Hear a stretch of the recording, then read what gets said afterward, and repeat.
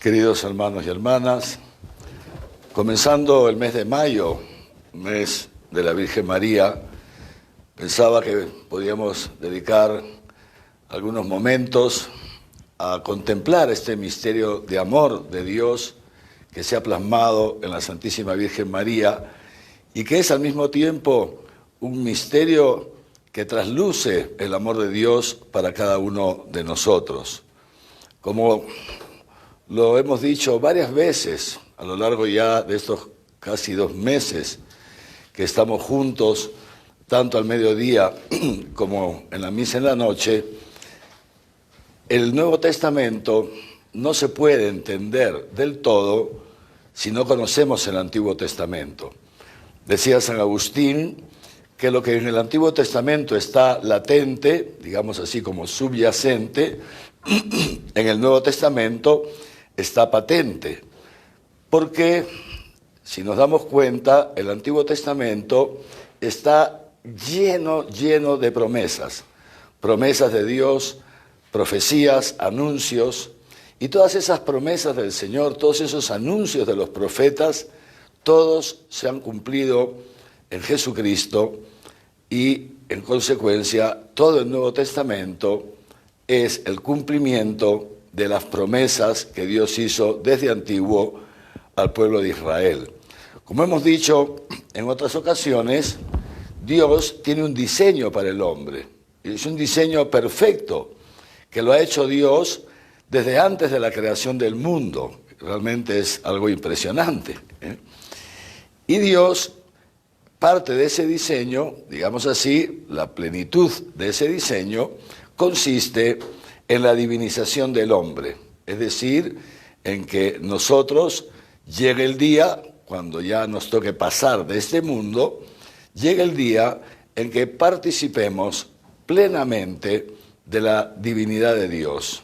Dice el apóstol San Pablo, si no me equivoco, San Pedro, es fácil, se busca en Google, dice que ese día seremos como Dios es, porque lo veremos tal cual es decir, lo que el milenio pasado se llamó la visión beatífica, es decir, cuando lleguemos a contemplar a Dios cara a cara, ya no como en un espejo, como dice San Pablo ahora, esa contemplación de Dios nos transfigurará y seremos semejantes a Dios, partícipes de su naturaleza divina, de su vida divina por toda la eternidad. Para realizar ese diseño, Dios ha ido de poco a poco. Les contaba hace unos días que San Ireneo decía esto, que Dios tuvo que ir acostumbrando al hombre a vivir con él. Y, por decirlo de alguna manera, también decía este santo, obispo de Lyon, que también Dios se tuvo que ir como habituando a vivir con el hombre a lo largo de esa historia de la salvación, hasta que llegase el momento culminante de la encarnación del Verbo. Dios pues tiene un diseño que lo va realizando poco a poco, y decíamos ayer, que lo va realizando dentro de la historia de la humanidad. La historia de la humanidad la lleva la humanidad, con sus aciertos y sus errores, con sus virtudes, sus defectos, sus pecados, sus infidelidades, las injusticias que vemos. Todo esto es la historia de la humanidad. También, sin duda, gesto de solidaridad, de entrega, como estamos viendo estos días, en tanta gente en torno o con motivo de la pandemia, también, por supuesto, con todas estas virtudes, entregas, etcétera, ¿no? Pero esta es historia de la humanidad. Pero les decía ayer que en esta historia de la humanidad Dios va entretejiendo una historia de la salvación, Esa historia es la que Dios ha diseñado desde antes de la creación del mundo y que Él la va llevando poco a poco con el concurso, la respuesta del ser humano, de aquellas personas que responden, ojalá pueda decir, quiero decir, respondemos, ¿no es cierto?, a ese diseño que Dios mismo nos va revelando poco a poco. ¿Por qué digo todo esto? Porque para hablar de la Virgen María necesariamente tenemos que ir al Antiguo Testamento. Y por supuesto, ya encontramos esta referencia a la Virgen María desde los inicios. El libro del Génesis, todos lo conocemos. Después que Adán y Eva, seducidos por la serpiente, han dudado del amor de Dios y han estirado la mano para comer del fruto prohibido y han experimentado la verdad de lo que Dios les había dicho: el día que comas de este árbol, que comas de este árbol morirás sin remedio. Cuando Adán y Eva se encuentran, experimentan en lo profundo de su ser la consecuencia de su pecado, del pecado, lo que nosotros ya conocemos con el nombre del pecado original, experimentan en lo profundo de su ser la consecuencia del pecado. Tuve miedo, por eso me escondí, dijo Adán, es una de las consecuencias del pecado. Adán y Eva se separan, se pierde la comunión con Dios, se pierde la comunión con el prójimo, entra el miedo, etcétera, etcétera, y entra todo esto como consecuencia de la muerte, como consecuencia de la muerte. Pero Dios no abandona a Adán y Eva, no abandona a la humanidad, sino que Dios ya en ese momento hace una primera alianza, una primera promesa, una primera profecía. Fíjense, es la primera profecía, el primer anuncio, la primera promesa que hace Dios desde el inicio de la historia de la humanidad, cuando le dice a la serpiente, delante de Adán y Eva, maldita seas tú entre todas las bestias del campo. Enemistad pondré entre ti y la mujer, entre su linaje, su descendencia y el tuyo, y el tuyo. Y él te pisará la cabeza mientras aceches tú su calcañar. Esta promesa, este anuncio de Dios, esta profecía de Dios, ya desde el inicio de los tiempos, hace referencia a María. María es esa mujer, enemistad pondré entre ti y la mujer, es esa mujer cuyo linaje, cuyo descendiente ha destruido la cabeza de la serpiente, ha destruido al demonio, mientras el demonio acechaba su talón. Mientras el demonio, cuando él estaba en la cruz, desde abajo, de abajo hacia arriba, de un modo hipócrita y traicionero, le decía: si eres hijo de Dios, bájate de esa cruz y creeremos en ti.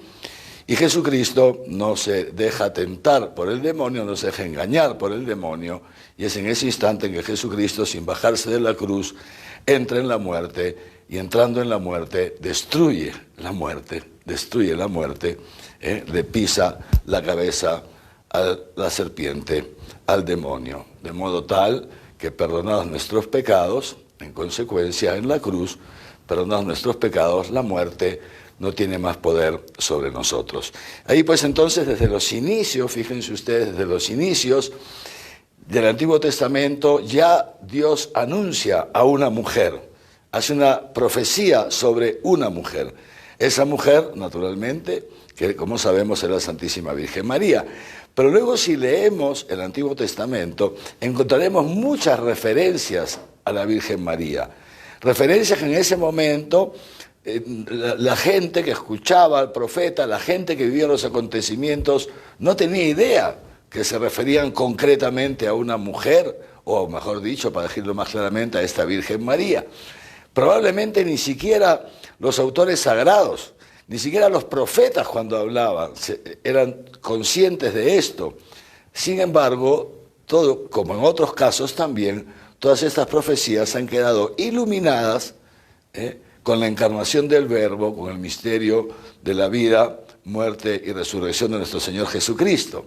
Es decir, para comprender el Nuevo Testamento necesitamos conocer el Antiguo Testamento, ¿no? Pero este Antiguo Testamento se lee a la luz del Nuevo Testamento, iluminado por el Nuevo Testamento. Entonces ya el Antiguo Testamento se nos desvela.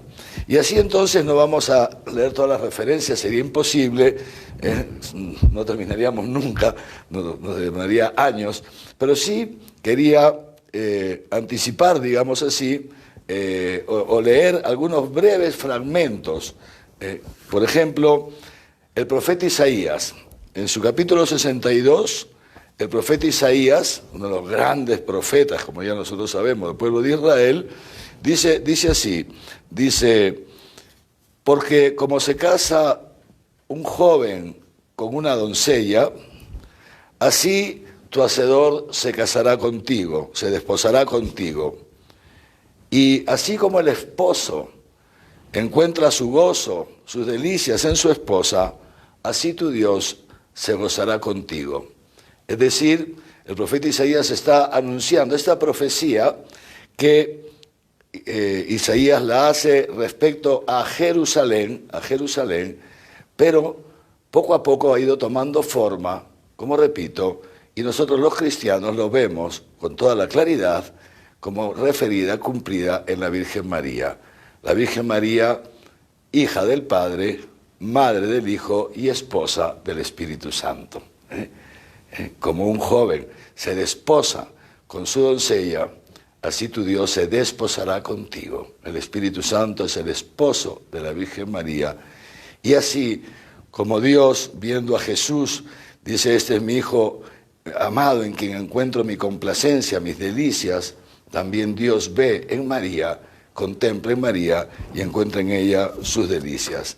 Más adelante, el profeta Sofonías también hace una referencia. Digo, hay muchas, pero simplemente tomo algunas.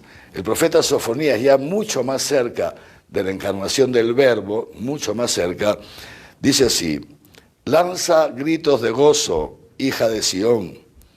Lanza, alégrate y exulta de todo corazón, hija de Jerusalén. Ya va personificando. Ya no está refiriéndose a toda la Jerusalén, sino a la hija de Jerusalén, a la hija de Sión. ¿Por qué? Porque Dios ha alejado de ti a tu enemigo. Él, que es tu rey, está en medio de ti, en medio de ti.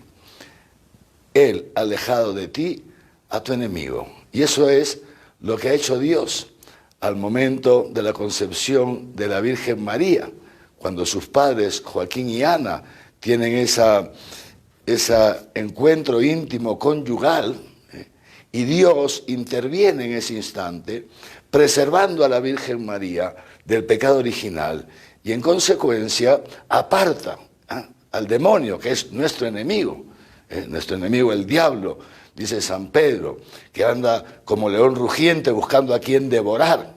Nuestro enemigo es el diablo. Y Dios, preservando a María del pecado original, aleja de ella a su enemigo, a nuestro enemigo.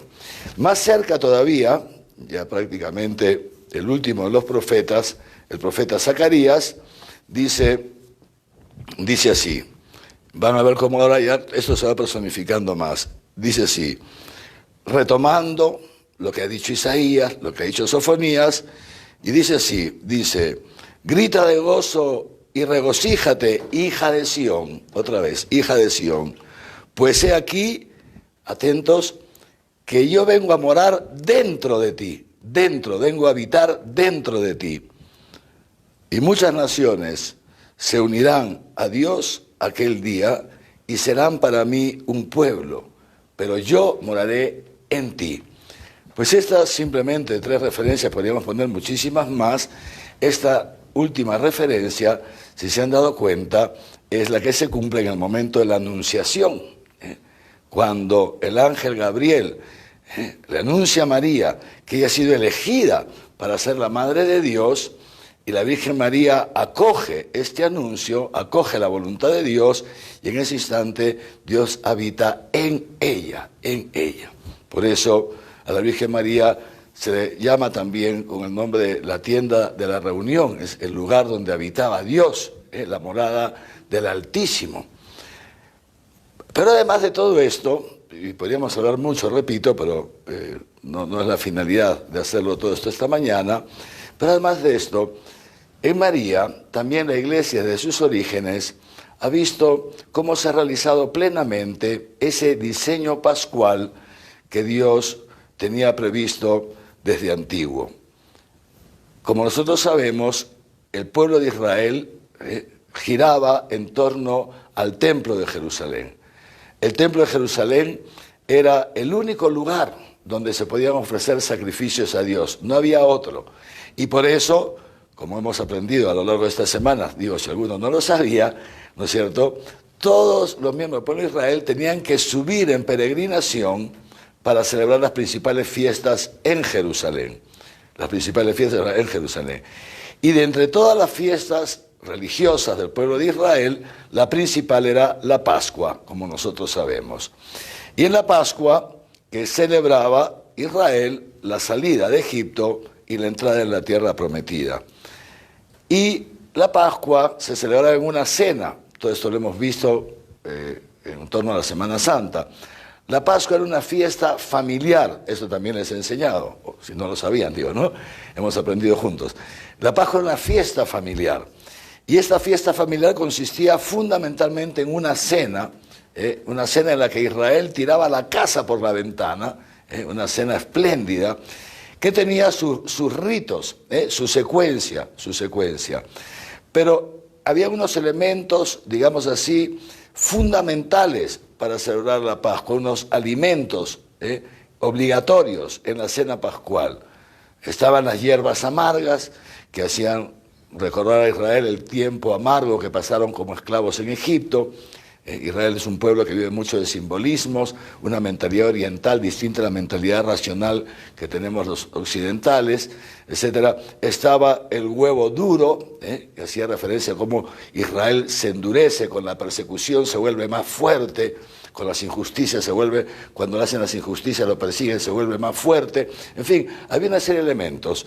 Y uno de esos elementos era el cordero. Esa noche se cenaba cordero, pero no cualquier cordero. No un cordero que se compraba en el mercado de San Camilo, por decirlo así. No, sino tenía que ser un cordero que se tenía que sacrificar en el templo de Jerusalén. Un cordero que era sacrificado en el templo de Jerusalén, atentos, pero no un cordero cualquiera que uno llevaba de su casa, no. Tenía que ser un cordero sin mancha, hijo primogénito de una cordera sin mancha, es decir, una corderita blanquita, sin ninguna mancha, y su hijito tenía que ser el primogénito, y tenía que ser también todo blanquito, sin ninguna mancha. Y por eso ahí se entiende, que algunas veces no comprendemos, este gesto que hace Jesús, este signo profético que hace Jesús en el templo, ¿no? Dice que cuando Jesús entra al templo, una de las entradas al templo, todos nosotros sabemos que Jesús se enfada, dice la Escritura, se aira, se enfada muchísimo, ¿no? Y empieza a tirar las mesas de los cambistas, empieza a botar los animales, sacar una cosa impresionante, coge un látigo, todos sabemos esto, ¿no? No es el momento ahora de explicar este signo profético que hace Jesús, ya lo hemos dicho en otro momento también, Jesús está anunciando la llegada de un nuevo culto, como le dirá a la samaritana, en espíritu y en verdad. Pero, ¿qué hacían todos estos animales? Eso es a lo que voy, ¿no? Es que eso, en el templo de Jerusalén, no se aceptaban para los sacrificios cualquier tipo de animales. Tenían que ser animales con determinadas características, y estas personas eran las que se encargaban. La gente venía de lejos, la gente tenía cada una sus ocupaciones, entonces habían estas personas que se encargaban de criar estos animales, que eran los animales puros, los únicos que podían entrar al templo. Las monedas lo mismo, cada uno venían de la diáspora, cada uno con su moneda, eran consideradas monedas impuras para el templo, entonces había que cambiarlas por monedas puras, pero no es el tema, simplemente les quería decir esto, es decir, todo el culto de Israel a Dios gira en torno al templo de Jerusalén y en torno a sacrificios rituales, ¿no? Y para la Pascua, entonces, el corderito tenía que ser un corderito sin mancha, hijo primogénito de una cordera sin mancha. Y ahí también toda la tradición de la iglesia, desde sus orígenes, la iglesia en sus inicios, acuérdense, estaba compuesta primero solo por judíos, poquito tiempo después empiezan a entrar los paganos, como lo hemos escuchado ayer en el relato de Hechos de los Apóstoles, pero fundamentalmente por judíos, a lo largo de muchísimo tiempo. Y los judíos comprendían muy bien esto, y entonces vieron en María, vieron en Jesús cómo se cumplía Fíjense, son lo que San Pablo dirá, esos sacrificios que eran sombra, eran como una sombra. Y el autor de la carta a los Hebreos lo explica muy bien. Esos sacrificios antiguos que eran como una sombra del único sacrificio, de este sacrificio que Dios hace por nosotros en la plenitud de los tiempos. Un pasito adelante, un pasito adelante. María, que fue concebida sin pecado original, como nosotros sabemos, era naturalmente una chica judía y piadosa, como una buena chica judía. Los judíos de suyo eran bastante piadosos y la gente sencilla más todavía, ¿no? De hecho, la Iglesia también ha identificado a María como ese resto de Israel del que habla Dios, anuncia Dios a través de Sofonías. Yo me haré un resto, y a través de este resto dice Dios en Sofonías, como que regeneraré un pueblo, ¿no? Un pueblo santo, ¿no? Y María personifica este resto, lo que se llaman los Anahuim, los pobres de Yahvé, los pobres de Dios, etc. Pues bien, decía, y entonces la Virgen María es una chica judía y una chica judía piadosa. En Israel, la fecundidad era un signo de la bendición de Dios, y de suyo encontramos partes en el Antiguo Testamento de mujeres que lloran por no poder tener hijos. Muchas veces pasa lo mismo hoy día todavía con las parejas cristianas y algunas también, incluso que puedan no ser cristianas. La mujer tiene en lo profundo de su ser, en su naturaleza, tiene esta llamada a la maternidad, Y la Virgen María también tenía esta llamada a la maternidad. Pero sin embargo, todo indica que la Virgen María había renunciado a la maternidad, que la Virgen María había hecho lo que hoy día nosotros conocemos como un voto de virginidad. ¿Y por qué lo voy a explicar? Lo voy a explicar ahora.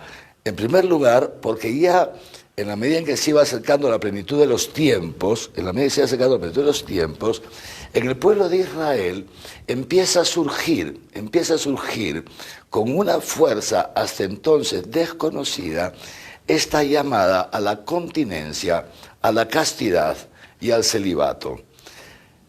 No es que no existiera, no. Había momentos ya a lo largo de la vida ordinaria en que los israelitas no podían tener relaciones íntimas con sus esposas. Por ejemplo, cuando estaban en la guerra. Todos nos acordamos de ese episodio en que David, que se enamora, el pobre David destruyó su vida, ¿no? Se enamora de la mujer del general de su ejército, ¿no? De Urías, ¿no? Se enamora de ella y la seduce, y la chica sale encinta. Y David, para ocultar su pecado, hace que Urías, que estaba en la guerra, venga. Conocemos la historia, ¿no? Y dice la Escritura que lo invita a cenar, le invita bastante vino, y le dice, bueno, ahora vete a tu casa para que tengas, pues, te regocijes con tu mujer, ¿no? Tengas esta intimidad con ella. Y al día siguiente David se entera que Urías no había entrado en su casa, ¿no? Se había quedado a dormir fuera en una tienda, en una carpa. Y David lo vuelve a invitar, etc. Y dice, pero vete a tu casa, ¿por qué no? Y Urías le responde, no, estamos en guerra. Cuando los israelitas estaban en guerra, no podían tener relaciones íntimas con su mujer.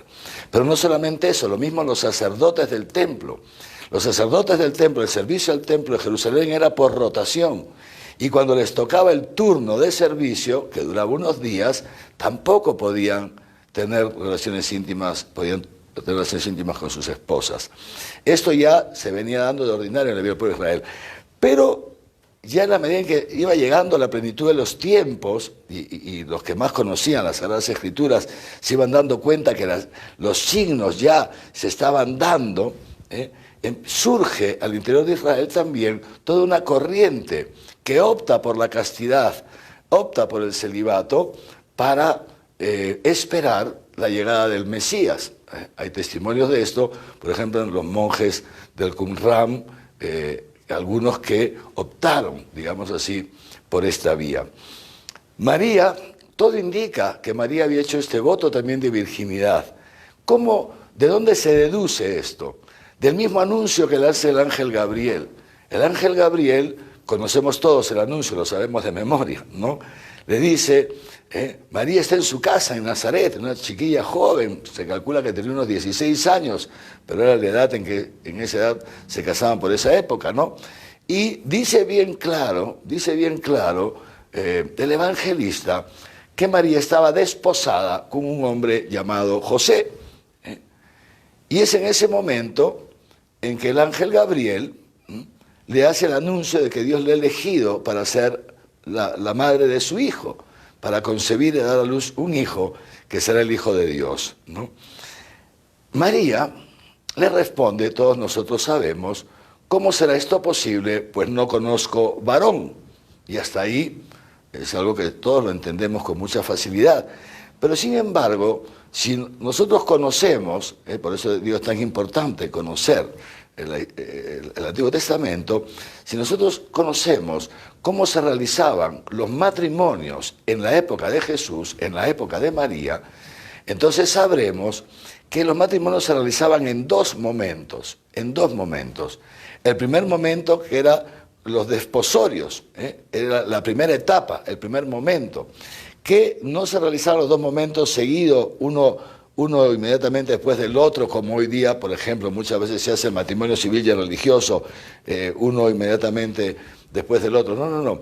Había un arco de tiempo, pero ya los desposorios tampoco eran lo que nosotros conocemos como la pedida de mano de la novia, el noviazgo. No, ya era la primera parte del matrimonio. Era ya la primera parte del matrimonio. Que luego tenía una segunda parte, que era el momento en que se consumaba, cuando el esposo, el ya esposo, recibía a la esposa en su casa y esa noche consumaban el matrimonio en esa unión íntima, conyugal. María entonces estaba ya desposada con José. Había ya comenzado la celebración del matrimonio y se estaba a la espera de este segundo momento, que ya estaba en marcha. Por eso llama la atención que María se sorprenda cuando el ángel le dice, vas a concebir y vas a dar un hijo, y María diga, ¿cómo puede ser eso posible si no conozco varón? Cuando María estaba ya por entregarse a José. Lo lógico es que María, sí, podría haber dicho, bueno, ¿y cómo es esto? Lo que sea, en el sentido, pero no decir no conozco varón, porque María, si una chica judía, cualquiera, digamos así, sabía que en pocos días iba a conocer a un varón, conocer, la escritura lo decíamos ayer, en la misa de la noche, conocer en la mentalidad, en el lenguaje hebreo, significa conocer por experiencia directa. Es decir, María dice, ¿cómo va a ser posible si no he tenido una relación íntima? Pero el ángel no le dice que lo va a tener el hijo ese día. O sea, lo lógico, lo normal, era que María pensaba que estaba haciendo referencia a esa unión que supuestamente le esperaba ya con José. Por eso es que María se sorprende, porque María no tenía intención. Todo indica que María y José ya habían hecho un pacto de unirse, sí, en matrimonio, como de hecho lo hacen, pero no tener relaciones íntimas, porque ya se había ido introduciendo lentamente todavía en Israel este ofrecimiento de la castidad a Dios. Este ofrecimiento de la castidad a Dios. Y todo indica entonces que tanto María como José habían hecho, digamos así, este pacto, esta entrega. De esta manera entonces, si nos damos cuenta, cómo todo lo que se va anticipando en el Antiguo Testamento se llega a plasmar en la Virgen María. Y cuando el ángel Gabriel le anuncia a María que va a ser madre, María, atentos, María no duda. María, lo que sucede es que no comprende. Y por eso, no es que se revela, no es que pide garantías, no. Simplemente, dice la tradición de la Iglesia, está lo que nosotros llamaríamos hoy día como pidiendo indicaciones. ¿Cómo va a ser esto posible? ¿Cómo va a suceder? Y es en ese instante en que el ángel Gabriel le dice, no te asustes, María, porque lo que van a hacer de ti no será de la carne ni de la sangre. Porque María, por eso le dice, no te asustes, no te preocupes, no te asustes, porque no va a ser, o sea, no vas a violar, digamos así, el voto que tú le has hecho a Dios. Tu virginidad va a quedar intacta, tu virginidad va a quedar intacta, sino que es el Espíritu Santo que te cubrirá con su sombra. En la gloria de Dios, que es muy conocida también en el Antiguo Testamento, en la gloria de Dios que cubría ya la tienda de Israel en el desierto cuando Moisés entraba a hablar con Dios y descendía la gloria de Dios, la gloria de Yahvé. Son términos muy conocidos para los judíos, ¿no? Entonces la gloria de Dios se cubrirá con su sombra, de modo tal que lo que tú engendres, lo que van a hacer de ti, no será producto de la carne ni de la sangre, ni de la carne ni de la sangre, sino que será una obra del Espíritu Santo.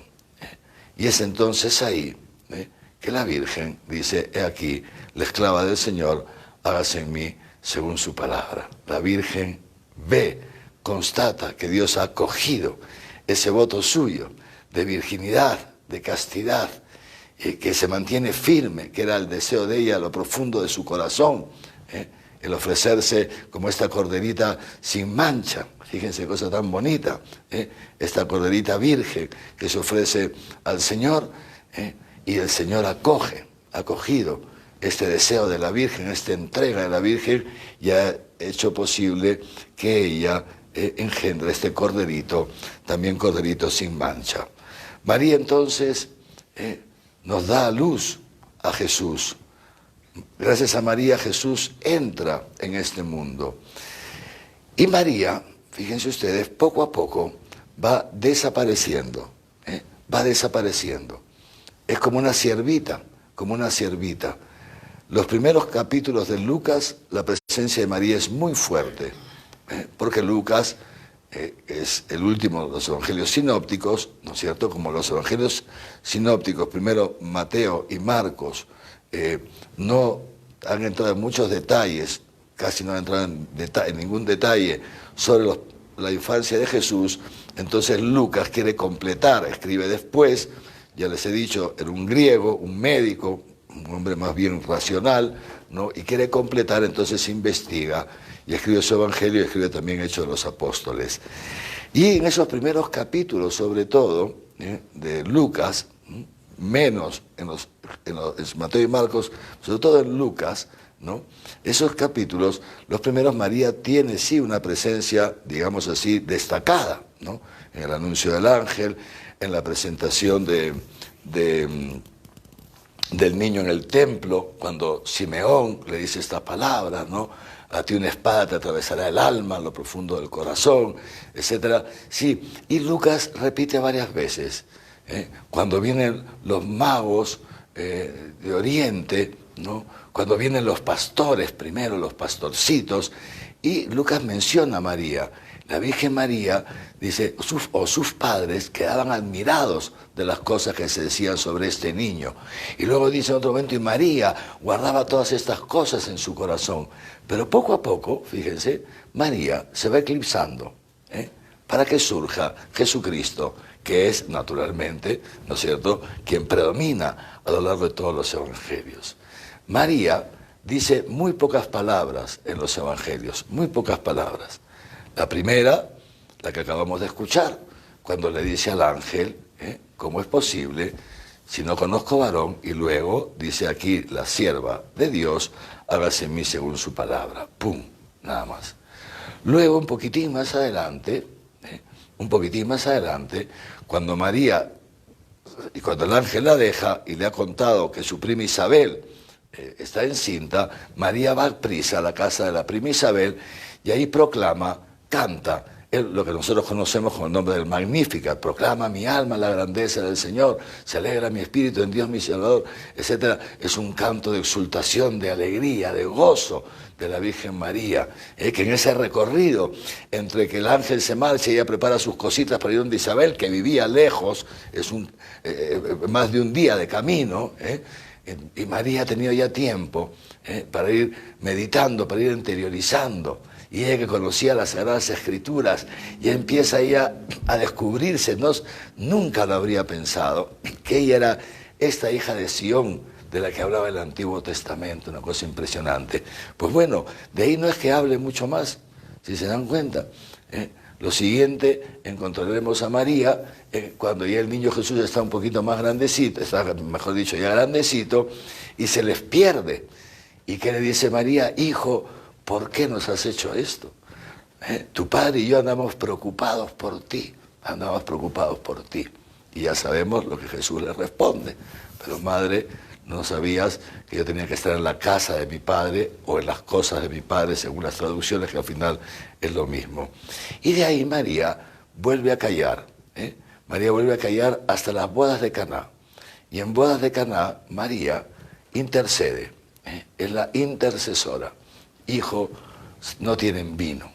Una frase nada más. Y luego Jesús ya sabe lo que le responde. ¿Qué tienes tú conmigo, mujer? Todavía no ha llegado mi hora, un poco tal. Y María no se perturba y le dice a los mozos, hagan lo que él les diga. 2 frases, nada más. Y María no vuelve a hablar. No vuelve a hablar. En la cruz, vuelve a aparecer en la cruz, en silencio. Stabat Mater dolorosa. Estaba traspasada de dolor por esa espada, sin hablar, sin abrir la boca, como su hijo Jesús, como un corderito llevado al matadero sin abrir la boca, también María como una corderita, sin abrir la boca, el cordero, la cordera sin mancha, el cordero sin mancha, ofreciéndose en sacrificio a Dios Padre para el perdón de nuestros pecados.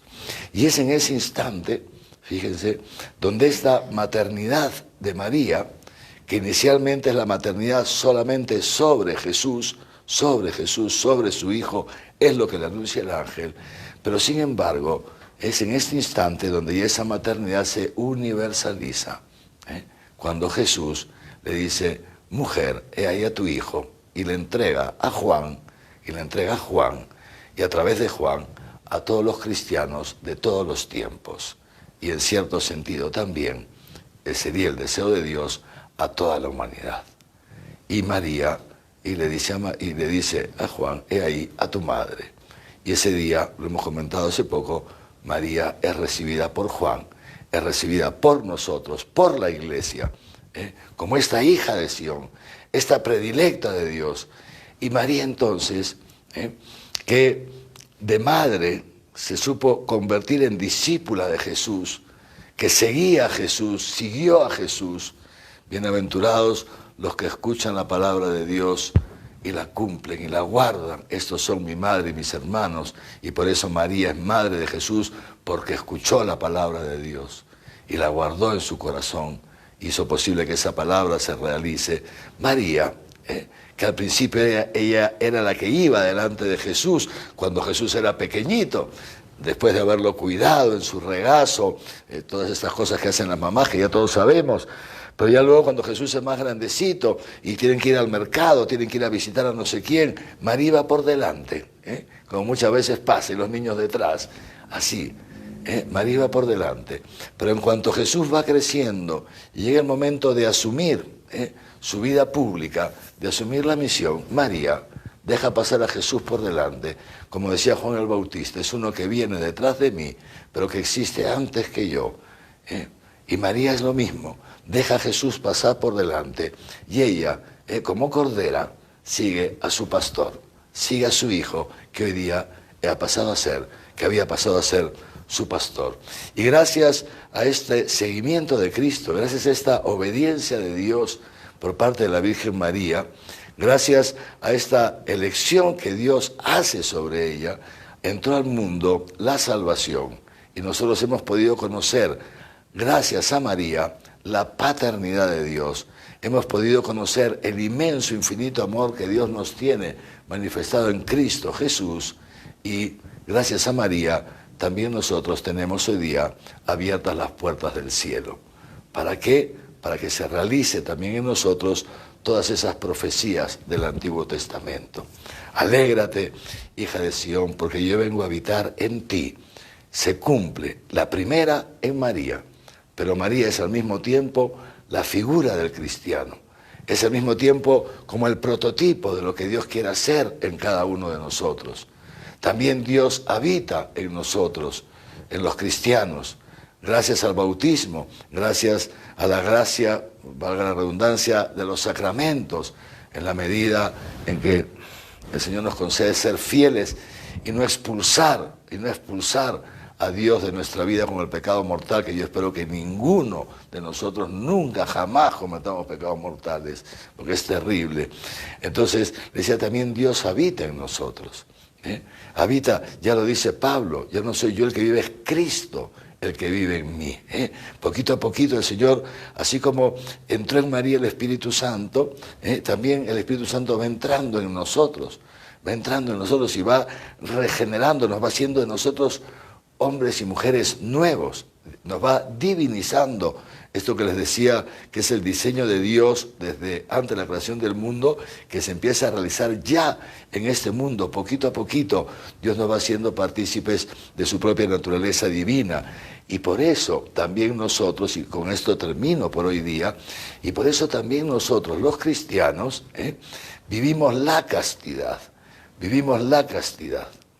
Es algo propio del cristiano. ¿Por qué? Porque así como ya, fíjense ustedes, ya en el Antiguo Testamento, pero no solamente en el pueblo de Israel, también en religiones, en culturas prejudaicas, miren, prejudaicas, también la relación, no en todas por si acaso, también la relación con lo sagrado, digamos así, con lo que ellos consideraban sus divinidades, ¿me entienden? También se fue gestando en algunas, no en todas, la castidad como necesaria para este vínculo con la divinidad. No en todas, repito, porque hay otras cosas, otras culturas horribles, ¿no? Pero bueno, entonces, nosotros, y ya en el Antiguo Testamento, como les decía, queda esto muy claro en el servicio al templo, de los sacerdotes, ¿no? Para nosotros, los cristianos, nosotros sabemos una cosa, que mucha gente no la sabe, y algunos cristianos tampoco la saben, fíjense qué pena, ¿no? Ojalá que todos ustedes la sepan y que nunca nos lo olvidemos. Para nosotros los cristianos, el culto no está reducido, recluido en un templo, en tu parroquia, en la catedral. No. La vida del cristiano, toda nuestra vida, 24 horas al día, sea que durmamos, sea que comamos, sea que trabajemos, sea que nos divirtamos, toda nuestra vida es un culto permanente a Dios. Toda nuestra vida, nuestra jornada es una liturgia, La vida del cristiano es una liturgia permanente, es ese nuevo culto que Jesús anuncia a la samaritana que he hecho referencia hace un momento, que ya no será ni en el monte de Jerusalén ni en el monte de Garizim, sino en espíritu y verdad, en la historia de cada día. Decía el Papa San Juan Pablo II, los cristianos vivimos ofrecidos permanentemente a Dios en el altar de la historia, de tu historia concreta, de mi historia concreta, esa historia que nos toca vivir cada día, pasito a pasito. Y justamente por esto, porque nuestra vida es una liturgia, porque nosotros realizamos un culto agradable a Dios, dice San Pablo, una cosa bellísima, haciendo la voluntad de Dios, ese es el culto agradable a Dios. Y aquí mi Hijo amado, en quien encuentro mis complacencias, porque es uno que hace mi voluntad. Y entonces, como toda nuestra vida es culto a Dios, toda nuestra vida es liturgia, ofrecemos nuestros cuerpos como una hostia santa, pura, agradable a Dios, dice San Pablo. Y ahí no está hablando, atentos, no está hablando de la virginidad, no, sino de todo nuestro cuerpo, nuestro ser, nuestra vida. Pero entonces, como toda nuestra vida es liturgia, como no hay un espacio para lo santo, que es el templo, y lo demás es profano, no, para nosotros no existe eso. Hemos escuchado que le dice Dios ayer a Pedro, no digas que esto es profano, porque yo todo lo he purificado, todo lo he santificado. Eso lo ha realizado Dios en Cristo. Todo está santificado. Dios ha santificado todo el mundo. Y nosotros santificamos con Dios todo el mundo, todo lo que existe, toda la creación en nuestra vida cotidiana. Y justamente por esto, para nosotros, como nuestra vida es culto, es liturgia, por eso los cristianos vivimos la castidad.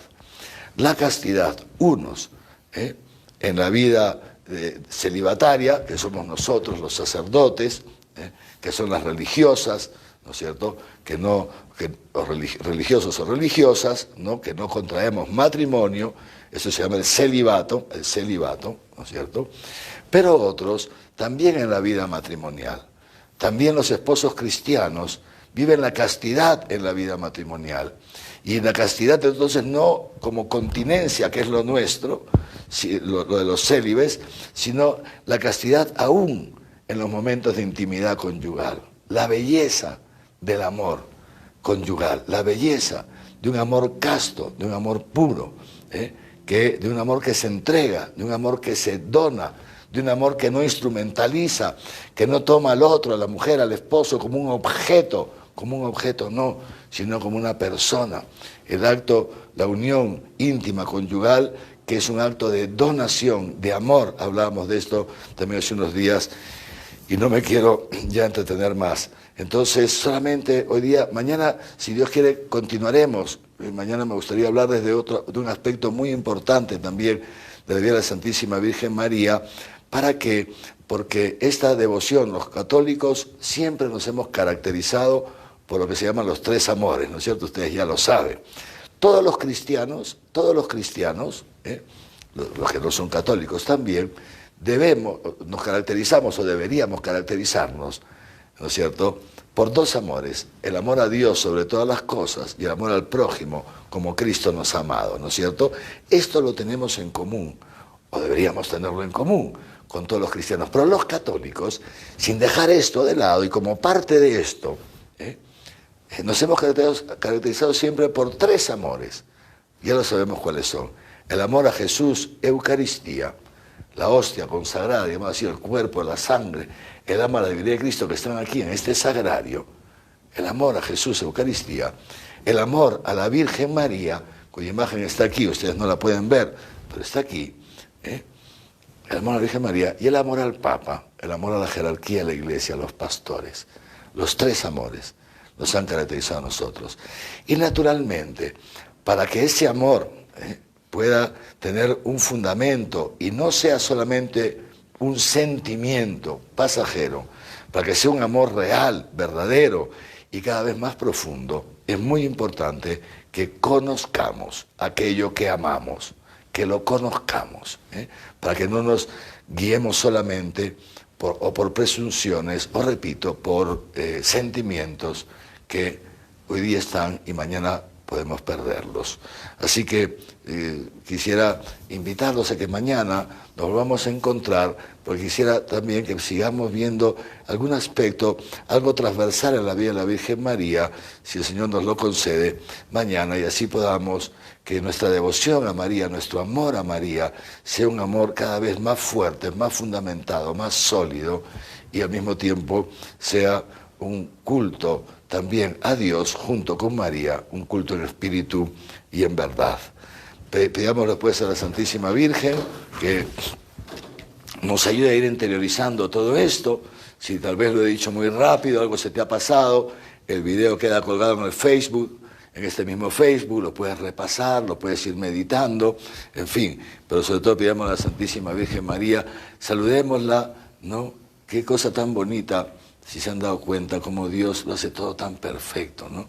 Y aquí nuestra querida mamita de Chapi, la Santísima Virgen María, nuestra mamita de Chapi, a ella nos acogemos y a ella nos dirigimos, compartiendo su alegría, que es nuestra alegría. Decimos juntos: alégrate, Reina del cielo, aleluya, porque aquel a quien mereciste llevar en tu seno, aleluya, ha resucitado, según lo había dicho, aleluya. Ruega al Señor por nosotros, aleluya. Gózate y alégrate, Virgen María, aleluya. Porque verdaderamente ha resucitado el Señor, aleluya. Oremos. Oh Dios, que por la resurrección de tu Hijo, nuestro Señor Jesucristo, has llenado el mundo de alegría. Concédenos, por intercesión de su Madre, la Virgen María, llegar a alcanzar los gozos eternos. Por el mismo Jesucristo nuestro Señor. Amén. Muy bien, y antes de darles la bendición, entonces, quería darles algunas buenas noticias, ¿no? La primera como fruto de la jornada de oración por las vocaciones, la jornada vocacional que hubo el día domingo, ¿no? Que participaron los 2 seminarios de la arquidiócesis, ya ustedes saben, va a ser una jornada muy, muy bonita. Los que no pudieron participar, los videos están también colgados en el Facebook del Arzobispado, están bellísimos, ¿no? Entonces, una jornada muy bonita. Los que participaron se acuerdan que al final de la jornada el padre Francisco Javier, que es el vicerrector del Seminario San Jerónimo, invitó a los chicos y a las chicas que sentían la llamada de Dios, sea para ser sacerdotes o para consagrarse en la vida religiosa, que las chicas, ¿no? Que le escriban, ¿no? Y que le manden WhatsApp o lo que sea, etcétera, etcétera. Y ahí mismo los chicos empezaron a escribir, ¿no? Y también las chicas. Bueno, han seguido escribiendo y del domingo a ayer lunes en la noche ya 25 jóvenes de nuestras parroquias, de nuestros movimientos, etcétera, 25 jóvenes han manifestado su deseo, que han experimentado esta llamada para ser sacerdotes y comenzarán entonces el proceso de preparación o de discernimiento vocacional que los podría conducir al seminario. Y 9 chicas también, 9 chicas han también expresado su deseo de entregarse al Señor en la vida consagrada. Por eso les quería pedir que acompañemos a estos jóvenes con nuestras oraciones.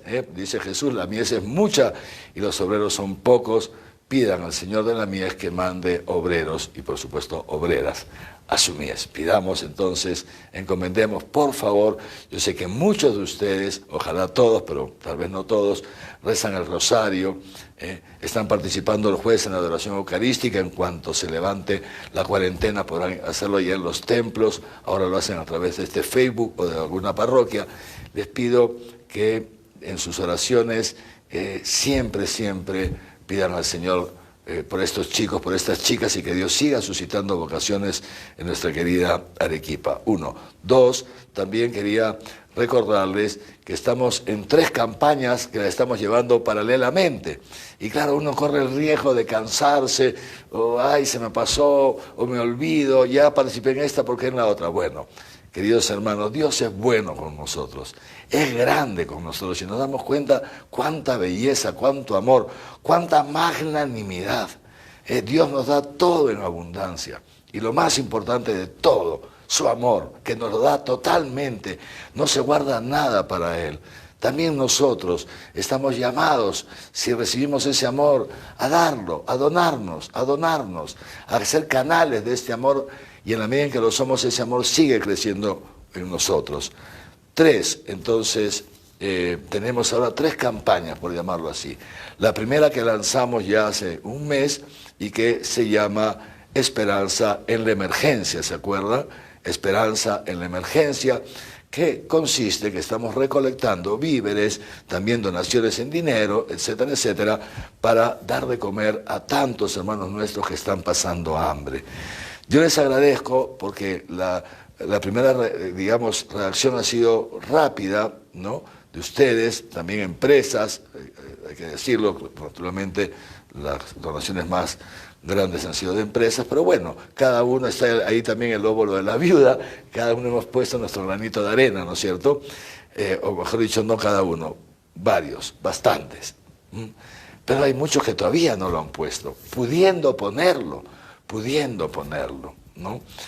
Ya gracias a ustedes y a todos los que han participado, ya hemos dado alimentos a más de 25.000 personas. Y no para un día, sino como decíamos, cada canasta tiene alimentos para 2 semanas, ¿no? O sea, 25.000 y seguimos dando, porque cada vez viene más gente necesitada, porque conforme va pasando el tiempo sin poder salir de la casa, los ahorros se van terminando. Entonces fíjense ustedes, una gracia enorme de Dios.